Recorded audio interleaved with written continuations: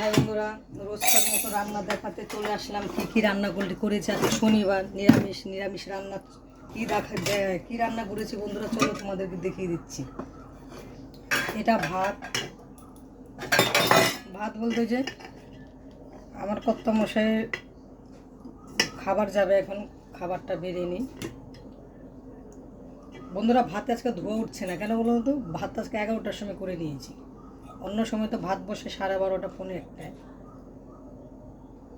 এটা ভাত, এখানে যে কারকল ভাজা, পটল ভাজা।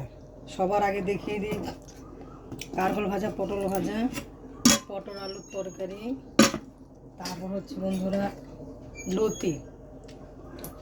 তারপরে বন্ধুরা এই যে মটর ডাল, আম দিয়ে যে মটর ডাল, আম ডাল আর আমের চাটনি। এই বছরে প্রথম করলাম আমের চাটনি। এই হচ্ছে শনিবারে নিরামিষ রান্না। টাটা বন্ধুরা।